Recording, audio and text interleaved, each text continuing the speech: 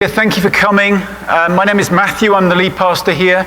And today is the first Sunday of Lent. So some of us were here just a few days ago on Ash Wednesday, which was the first day of Lent, but today is the first Sunday of Lent.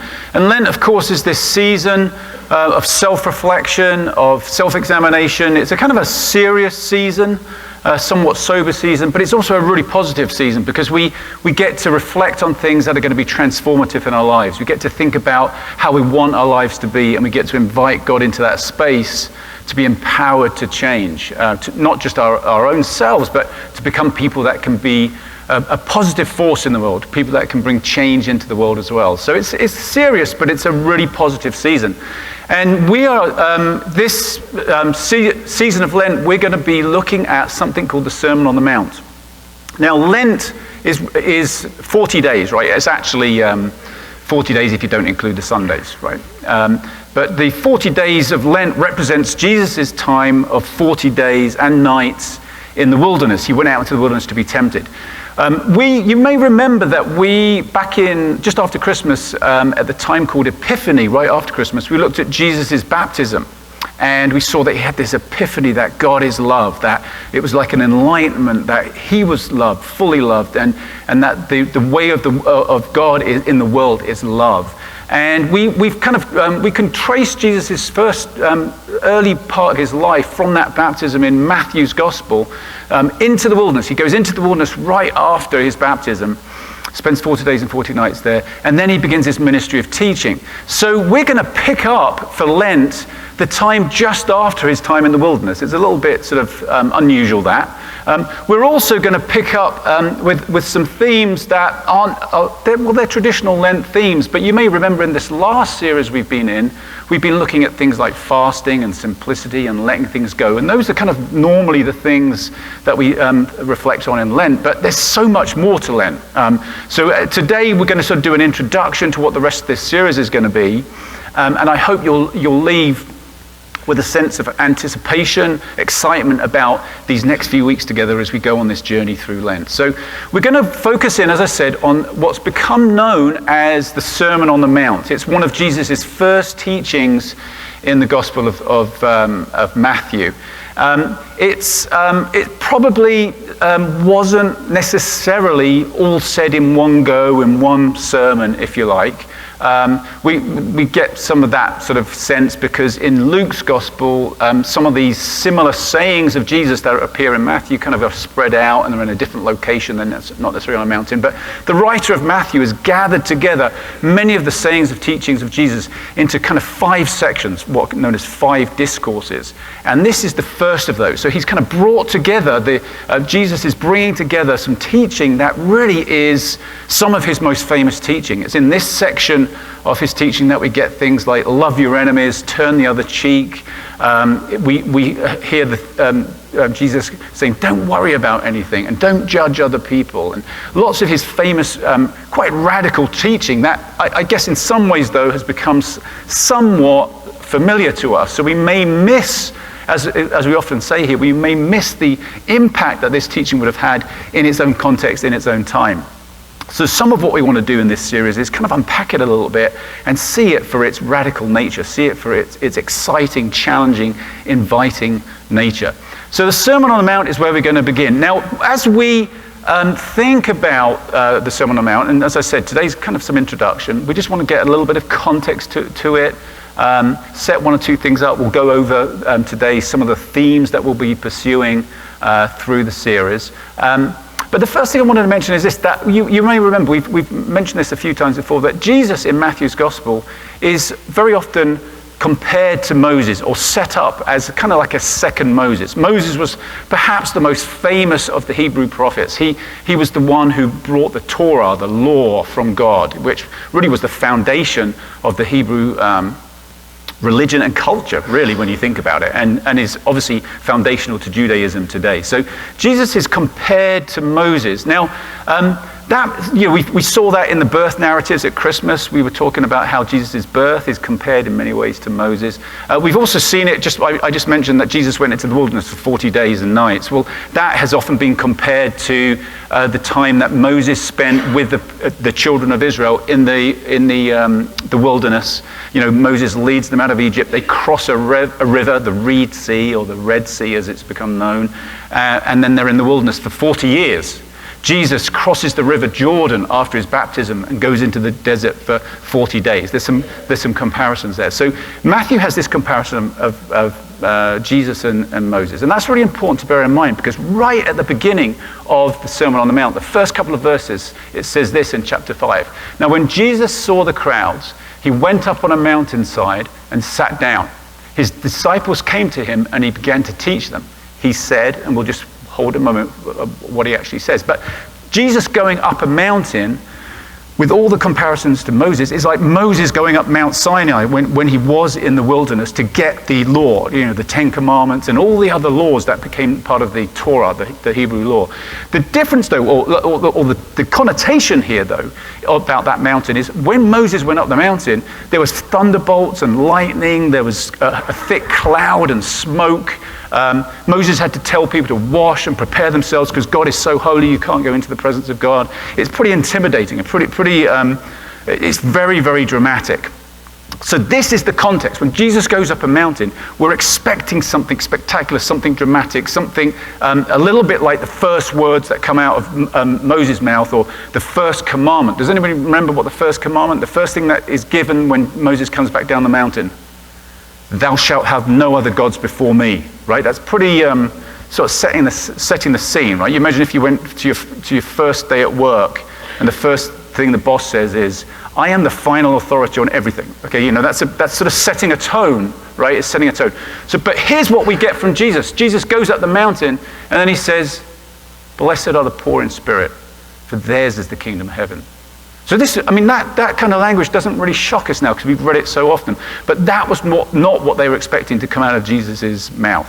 This kind of teaching it's new, it's fresh, it's different, it's dramatically different. Blessed are the poor in spirit, for theirs is the kingdom of heaven. That's like saying to the people who are down and out, people who just feel useless, people who feel like they're losing at life, yours is the kingdom of heaven. So this is intriguing. The way Jesus kicks this off is intriguing. It immediately draws us in, I think. It would have done in those first listeners. Again, we're so familiar with it, we might be able to just dismiss that, oh yeah, that's Jesus talk. That's the sort of thing that Jesus says all the time. But this is dramatic. It's radical. It's upside down. Now, we've actually called the series, I've got the material here. We have some material. I'll talk about this in a moment. So grab a copy of the material. Lots of great information in there, which I'll go over in a second, but it's available in the Commons outside. But we've called the series Upside Down and Inside Out, or Inside Out and Upside Down. So this Sermon on the Mount is all about the upside down way of Jesus. And that upside down way is what Jesus calls the kingdom of heaven. The kingdom of heaven is the way, or when we live in harmony with God's way, in harmony with God, in harmony with God's way, in harmony with God's will. And we live that kind of what we sometimes refer to here as the divine life, this life of where we're integrated both with God and with one another. And there's this fulfilling, meaningful whole life that can be lived. It's interesting, actually, it was what was the intent of that law that Moses had. Moses had all these laws that were meant to bring life and meant to bring health to people. The Torah can perhaps be best translated as the way as opposed to necessarily the law. But it became interpreted as these strict laws, regulations. You've got to do this, you've got to do that. It was all about really trying to force people into a certain set of behaviors. And it wasn't always that successful. And Jesus comes along talking about a similar thing, but in a very different way. He's talking about the kingdom of God. Now, the kingdom of God sounds like it could be also somewhat authoritarian, right? The kingdoms are run by kings. And sometimes we use the language, the rule and reign of God, At Christmas time, we read prophecies about, the government will be on his shoulders, that there will be sort of, this authority that Jesus will have in the future. And that, I think, smacks of power and at times domination. But this is a very different kind of kingdom. And there are perhaps other metaphors we could even use. This is the one that Jesus chose. It's not a kingdom where we are dictated to. It's not a kingdom where there is domination, but a kingdom where love rules and love reigns. And again, that was really the intention of the law as well. If we look at the way the prophets interpreted the law, and we'll look at a couple of quotations here from Ezekiel and from Jeremiah. Here's one from Ezekiel. I will give you a new heart and put a new spirit in you. I will remove from you your heart of stone and give you a heart of flesh. And I will put my spirit in you and move you to follow my decrees and be careful to keep my laws. Then you will live in the land I gave your ancestors. You will be my people and I will be your God. There's a sense of union here, of harmony, and it's something that's coming from the inside out, right? It's not being forced into change by modifying outward behaviors, but rather something being written on our hearts, something being motivated from within. And I think we all get that, right? For change to really happen in our lives, we kind of have to get to a point of wanting it, even longing for it. Maybe it's because we've finally realized that we have to change, or the opportunity of change is really enticing to us. But it's so much easier to change and healthier to change when we're motivated from the inside out rather than forced to just modify our behavior on the outside, right? I think we can all probably relate to that. Jeremiah, another prophet, says this is the covenant I will make with the people of Israel after that time, declares the Lord. I will put my law in their minds and write it on their hearts. I will be their God and they will be my people. So it's a similar concept. These were prophets from similar eras saying, look, the whole point of this law was that we'd live a really good life, that we'd live that life in harmony with one another, in harmony with God. And that can only happen from the inside out. So this kingdom of heaven that Jesus is talking about, this way of living that's in harmony with God, is upside down. It's surprising. It's the poor in spirit, the meek, the people who are mourning. We'll get into some of this next week. That are no longer viewed as being on the bottom of the pile, but they're kind of lifted up. They're held up. It's an upside down way. It's where you love your enemies rather than hating them, where you don't judge others. You look at the log in your own eye. You look at your own faults and failings first before pointing the finger at anybody else. It's stuff that isn't necessarily immediately obvious. It can feel counterintuitive. It's upside down, but it's also inside out. It comes from living a life from the inside, where we're honest about what's going on in terms of our inner motivations and the sort of things that drive our outward behaviors. Now, to give you a little illustration of I suppose the obvious nature in many ways of the fact that our inner motivations, our inner attitudes really massively impact our outward behaviors. We're just going to take a little look at a video clip from the movie A Night at the Museum. So let's watch this video clip. What is that?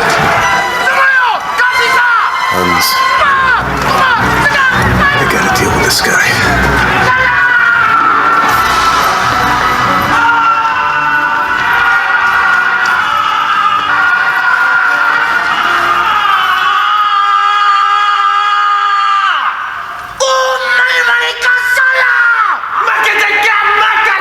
So can all relate to that we all have things going on the inside that manifest as outward behaviors, right? And most of what we see in one another is the outward behaviors, and it's very easy to judge those outward behaviors.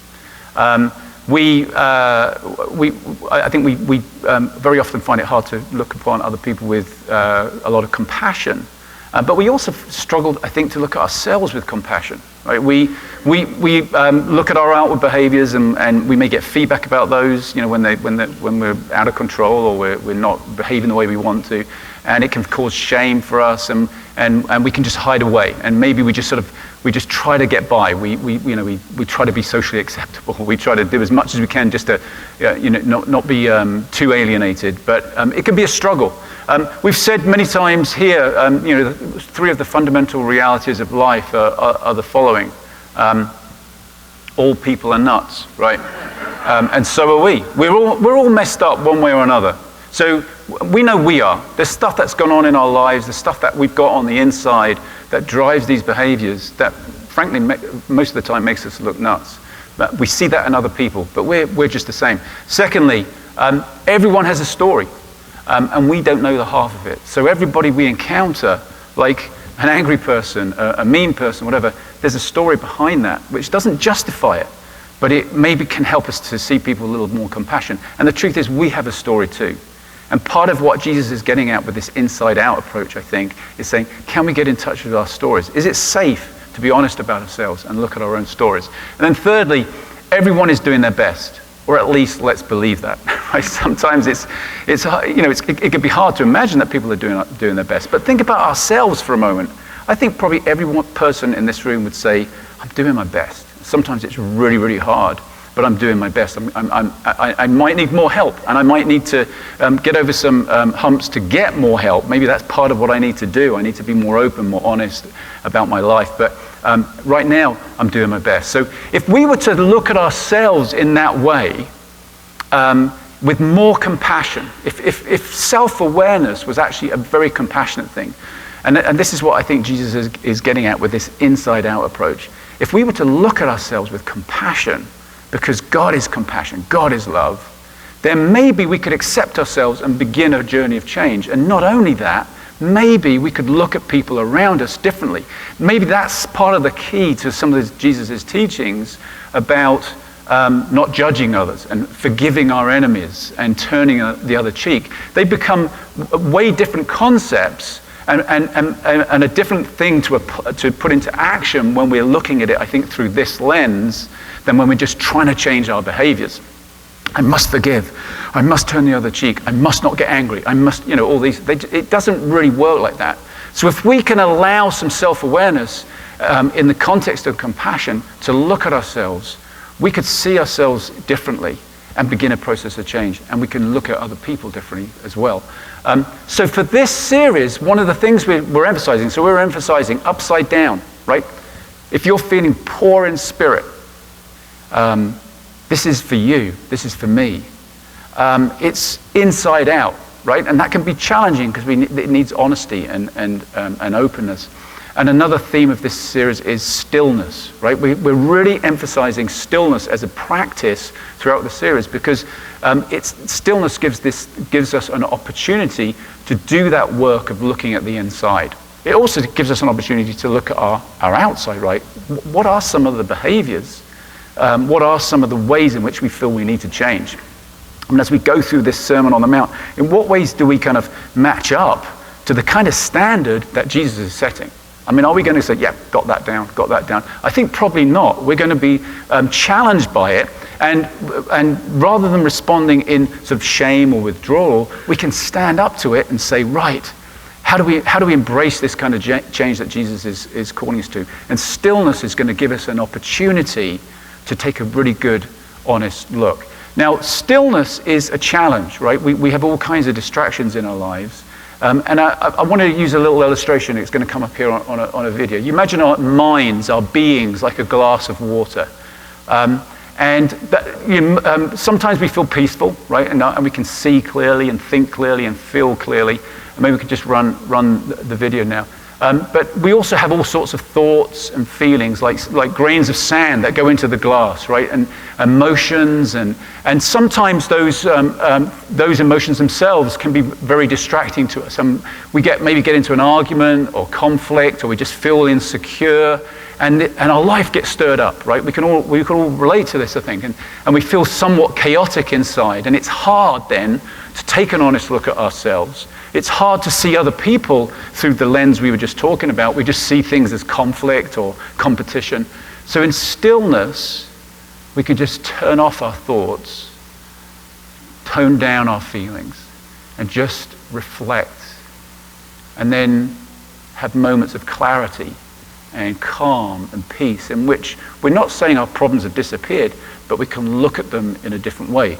So that illustration, I think, is, again, something I think we can probably all relate to. We're going to do those kinds of practices as we go through this series. So it's upside down, it's inside out, and stillness we hope is going to be a key for us. We have, throughout this series, some challenge groups that will be starting. So as I mentioned, the material we have for this series, Inside Out and Upside Down, Jesus' Sermon on the Mount. So there's lots of discussion questions in here for each week and lots of other information too. So do grab a copy of this or download it online.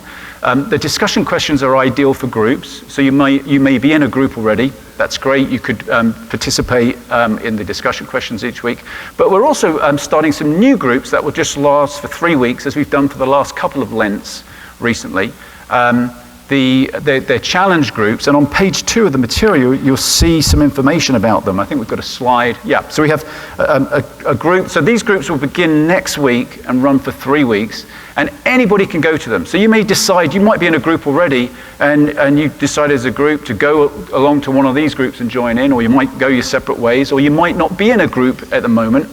This is a great way to get into a group, for a short-term group, meet some new people, and wrestle with some challenging issues, all of which are kind of different but relate to many of the themes that we're going to be exploring in the Sermon on the Mount. So there's one on racial justice and parenting, looking at the issues of race as it regards raising children in this culture.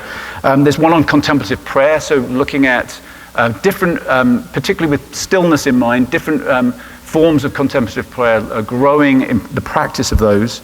There's one on nature, how nature can be this mindful stillness presence or help draw us into a mindful stillness presence as we engage with nature.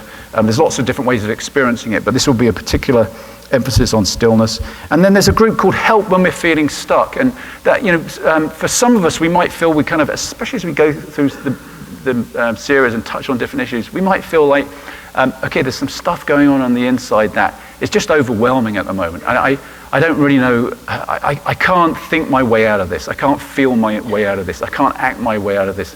I need some help. And I think that happens to us more often than we realize. It's way more common than we realize.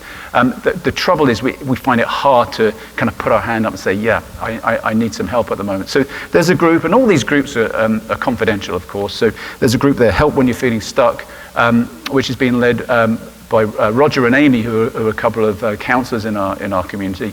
That will be safe space just to come and talk through some issues and get some help and pointed in a right direction. So those are the challenge groups, and there's a variety there. So please do check those out. You can sign up for a challenge group today in the Commons on the table outside, and that will be, I think, be a great way to. Starts next week. Great way to guide us through this Lent season.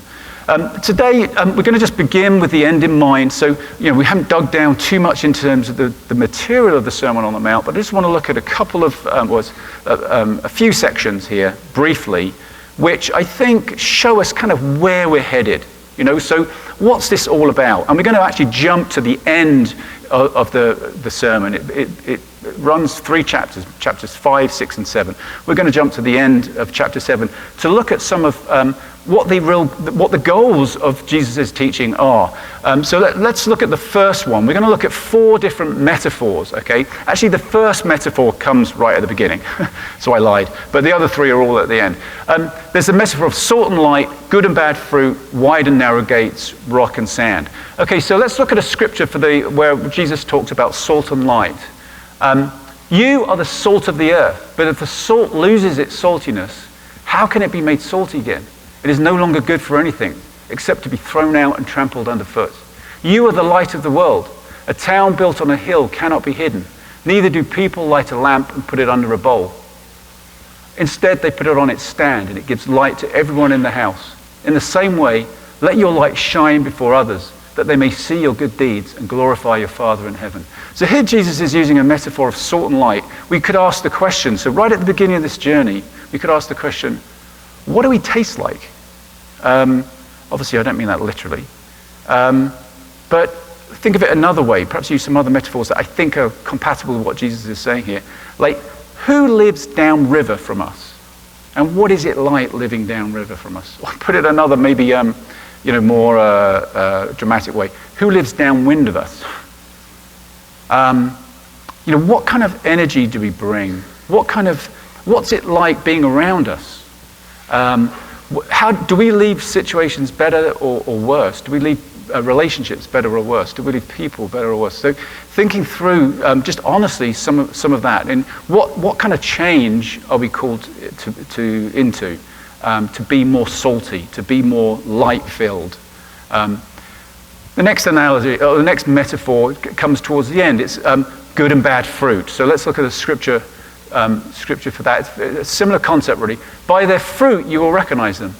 Do people pick grapes from thorn bushes or figs from thistles? Likewise, every good tree bears good fruit, but a bad tree bears bad fruit.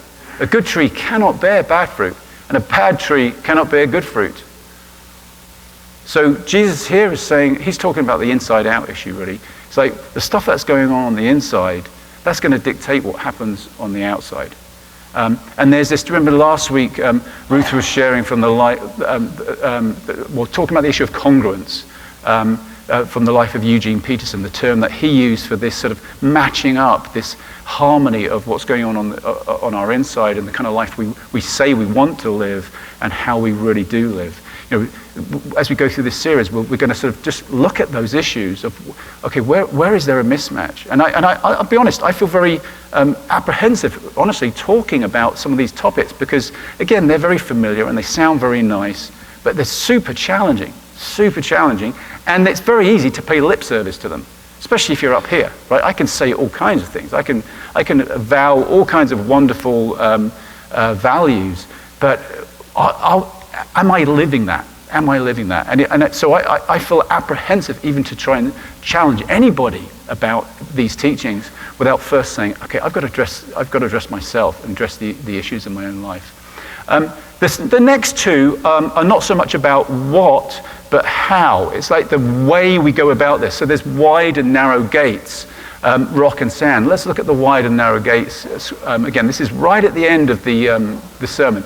Enter through the narrow gate, for wide is the gate and broad is the road that leads to destruction, and many enter through it. But small is the gate and narrow the road that leads to life, and only a few find it.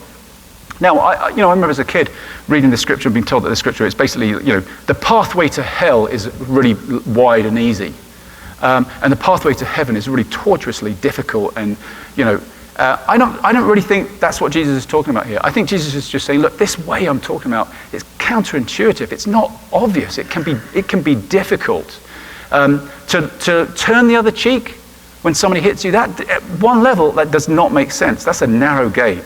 The wide gate is you hit them back, right? That's the obvious, because that's fair, and it's not going. We don't want things to get out of hand. That's the wide gate response. It's the easy response. It's the obvious response.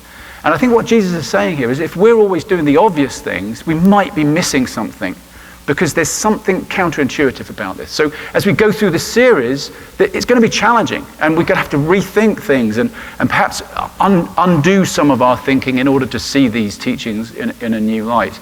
And the second one is similar to this, the rock and the sand. So Jesus tells a story right at the end in which he says this: therefore, everyone who hears these words of mine and puts them into practice is like a wise man who builds his house on the rock.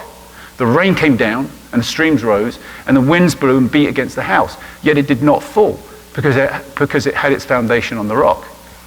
But everyone who hears these words of mine and does not put them into practice is like a foolish man who built his house on sand. The rain came down, and the streams rose, and the winds blew and beat against that house, and it fell with a great crash. So I remember singing songs about that as a kid, actually, and that was a famous Jesus story. And it always struck me, well, you'd be an absolute moron to build your house on sand. I mean, Jesus uses the word foolish. So yeah, of course, we're not going to build our houses on sand.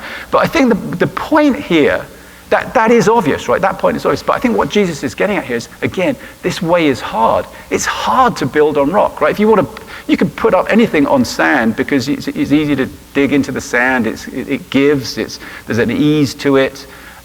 But to dig into rock, to chip away at rock and chisel away at rock, that's much more different. It's going to be much more difficult, much more costly. It's going to take a lot longer. And but Jesus, so I think Jesus is saying this isn't an instant thing. This isn't something that's just going to happen. This is about laboring and setting our intent very directly on building for the long haul, of addressing areas in our lives that may feel hard and difficult to dig into. And rather than saying, I'm just not going to do it, I'm going to go over to the sand, I'm going to distract myself or take another approach, saying, no, deal with it, sort of get some purchase on this difficult, hard rock. But over time, it's going to result in a stability, an equilibrium. That means we can't just be thrown around. We're not going to be knocked off kilter. We're going to have a bit, if you think of the image of that glass of water, we're going to be better able to deal with the chaos that comes into our lives. But it's going to be a challenge. So if we're finding it easy, again, probably we might be missing the point. If we're struggling with it and finding it hard and finding like, man, I thought I'd have made more progress than this, then Jesus is saying, blessed are the poor in spirit. Blessed are you. So that's the approach we're going to take. It's going to take time. This sermon is full of metaphor and imagery and poetry. It's not just, we call, sometimes it's called the Manifesto of the Kingdom of God. Really, in a way, it's not a manifesto. It's much more mysterious and esoteric than that, I think. But we're going to dwell on it and let it percolate, and we're going to come back to it as we often do in the life of our church here together.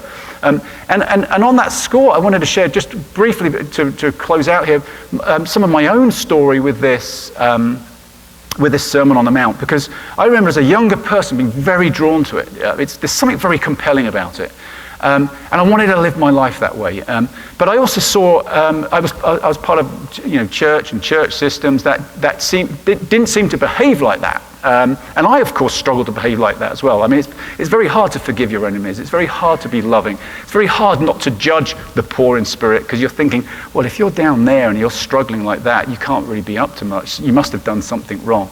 It's very hard to live and have the view that Jesus shares in the Sermon on the Mount. And actually, I got totally disillusioned with it. I just thought, this is a load of rubbish. People aren't practicing it. I'm not sure I can practice it. And so I just sort of went off on my own, try to just live life without any sense of the sort of things that Jesus is talking about, having any sense of being honest about what's going on the inside, dealing with your issues, and being in a process of change as a continuum. And as a result of that, actually, my life just began to unravel. And I became the kind of person I didn't want to be, and I had all kinds of anxiety and depression. And I would say probably for a couple of years of my life, I honestly felt like I was living on the edge of a nervous breakdown every day. I could have just let go, and everything would have unraveled. That's how it felt. But in the middle of all that, somewhat out of the blue, to be honest, I had this experience, which I've shared about a little bit before, of God's love. I somehow knew, despite my being so messed up, that I was loved, that love is at the heart of the universe, that God is love. And that began to transform me, it began to give me hope. And I came back to the way of Jesus and following this way, and the Sermon on the Mount again. And love your enemies and be gentle. Don't be pushy. The meek will inherit the earth. And if we were just loving and forgiving and accepting, everything would be wonderful. Except that most of the time it doesn't work. Right? That was my experience. It's like, since that time, I've been on this journey of trying to live it, which is in tension with getting frustrated and kind of angry at Jesus, to be honest, and saying, I'm not sure this works, because you know what? The pushy do get ahead. You can say to somebody, please, you go first, and they take the first option, right? When we say to somebody, when we have a humble response to somebody, they're not saying back to us, oh, blessed art thou. Very often, they're using us as a stepping stone to get ahead, because they've got all their own insecurities and all their own inside stuff going on. When we turn the other cheek, it's not like we get a kiss on the other one necessarily. right? When we forgive people, or I don't know if you've ever done this, where you think, okay, I'm going to try and take the higher ground here. I feel like I've been wrong, but I was involved as well, so I'm going to take the higher ground and be the first to ask for forgiveness. Very often what you get back is, yes, thank you for admitting that you're wrong, right? We want to think it's going to be, all rainbows and unicorns from there out as we usher in this way of love, but it's just not like that. And when Jesus says, blessed are the poor in spirit, is Jesus really meaning, blessed are the poor in spirit? Because actually, if you follow my way, eventually you'll get on top. And what we have to bear in mind is this is not some secret alternative way of getting from the bottom to the top. The disciples thought it was that. So they're always saying, Jesus, when your kingdom comes, will I be number one or number two in the hierarchy? Will I be number one or number two in the pecking order? Because they thought that's what was going to happen. Like upside down would actually get reversed and it would be downside up. But I don't think that's what Jesus is talking about. Because the pathway of Lent that we're walking ends with Easter. It ends with a cross. I mean, this living a life of forgiveness, of love, of gentleness, of meekness will get you crucified. I think that's the message of Jesus, right? That's the message of Jesus. It doesn't mean that it's a way for you now to have the upper hand and we're sort of all back to square one. There's a sacrifice to this. So what's the point then? What's the point of it? Because we know that there's a cross, but there's also resurrection. We're going to be celebrating both of those at Easter. There's resurrection. There's life in this way. Living this way changes the order of things. It's like we're changing the atmosphere. We're changing the flow of the universe, if you like, if you want to think of it in cosmic terms and somewhat esoteric terms. We're changing incarnation, or we are being incarnate, right? The incarnation, the mystery of the incarnation for me is not Jesus being born. I mean, I don't know how much Jesus had to do with that, really. It was more Mary, right? Probably not Joseph. Anyway, but it's more to do with Mary. The mystery of the incarnation is that Jesus embodied this life. Jesus lived this life. At every moment there was a choice to forgive or not to forgive, to love or to hate. And even at the point of death, he's strung up on a cross and nailed there, and he says, forgive them, they don't know what they're doing.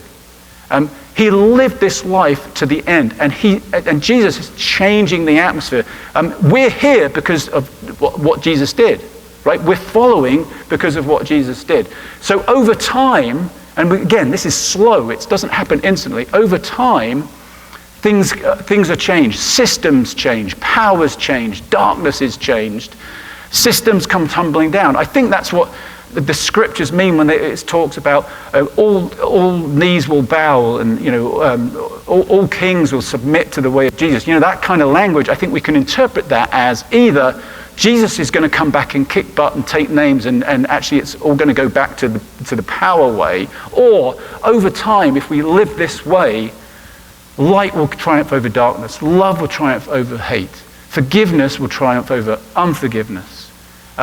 And we are being invited into that kind of life. And it's sacrificial, but I think Jesus is saying, the future is in your hands. The future is in our hands.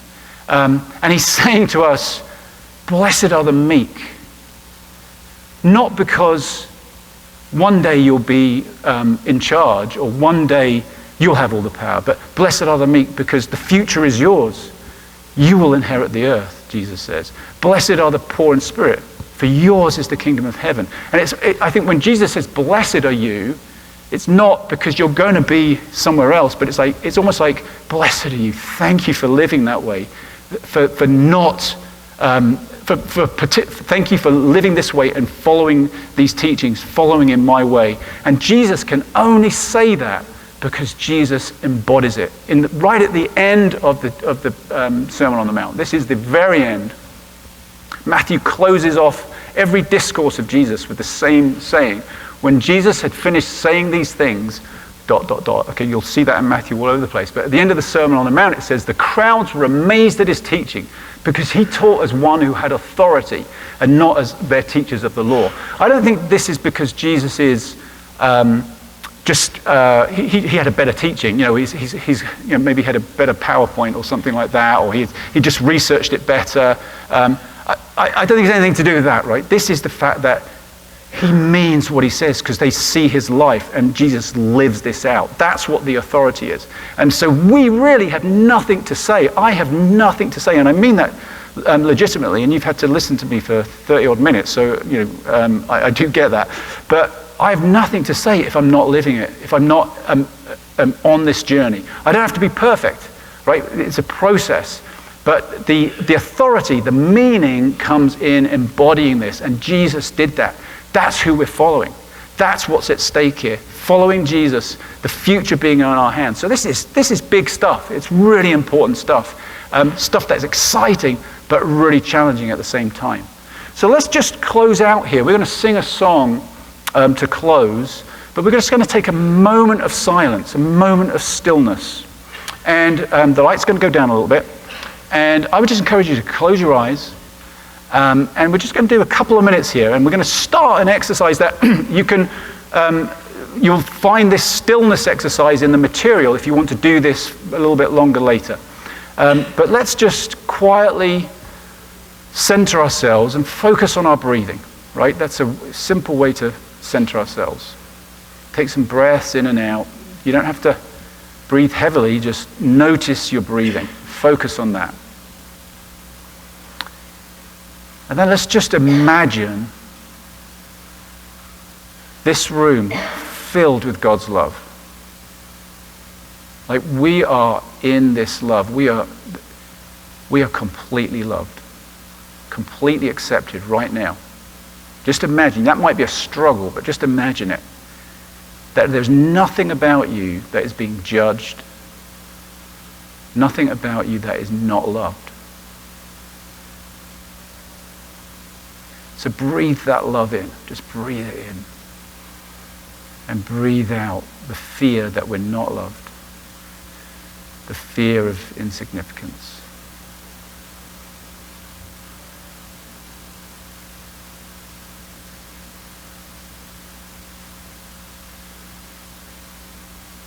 Just receive that love. And if you do get distracted from that, just return to your breathing. But just focus on breathing in God's love. And as you get that kind of rhythm going, just open your heart in the stillness to what needs to change.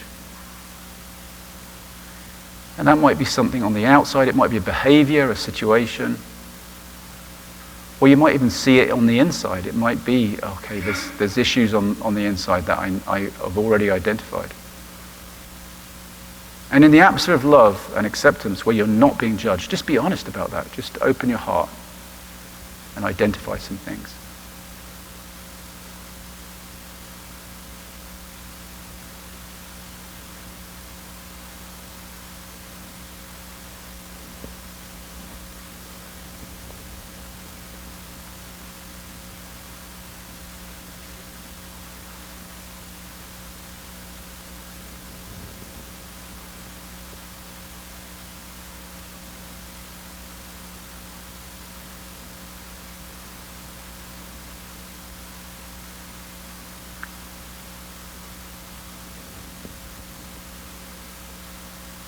Okay, so we're going to sing a song now, and let's sing this song with hope that whatever you touched on there, whatever you thought about there, that it's safe to go on a journey with that. Like in this series and beyond this series, that there's hope for change, that life can be different, we can be different. So let's sing this song with hope in the atmosphere of God's complete love.